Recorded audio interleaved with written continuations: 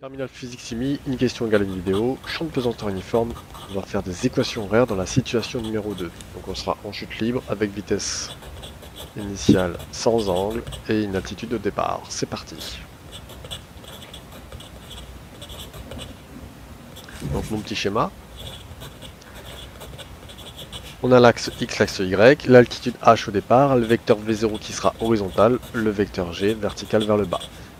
Système étudié, une balle de tennis par exemple. Référentiel terrestre supposé galiléen.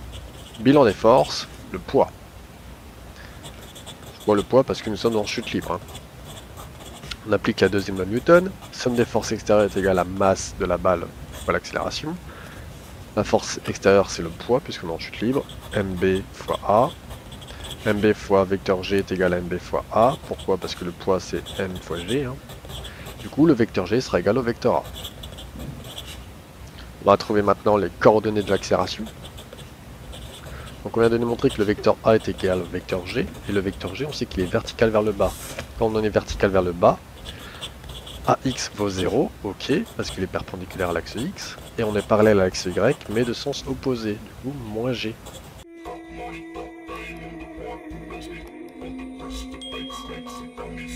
Pour trouver les équations horaires, on va d'abord faire une primitive. On sait que l'accélération c'est égal à la dérivée de la vitesse par rapport au temps. Donc le vecteur vitesse primitive de 0 c'est une constante.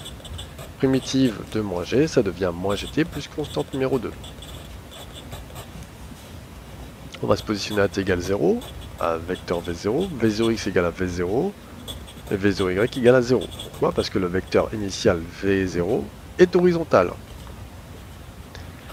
Donc le vecteur vitesse ses composantes sont vx de t égale à v0 et vy de t qui sera égal à moins gt. Deuxième primitive, vecteur vitesse égale à la dérivée de og sur le temps. Donc og de t, x de t sera égal à v0 fois t, donc on fait fois t, v0 fois t plus une constante 3. Ici je vais faire moins gt fois t, donc t carré, divisé par 2. Si j'ai puissance 2, je divise par 2, plus c4. Pour trouver C3 et C4, on va se mettre à t égale 0.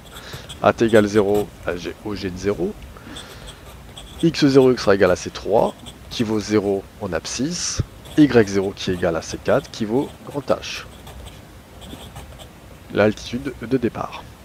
Donc, on en déduit que OG de t sera égal à, la composante de OG de t, le vecteur OG de t sera X de t égale V0t, et Y de t égale moins gt carré plus sur 2, plus H. I wanna go.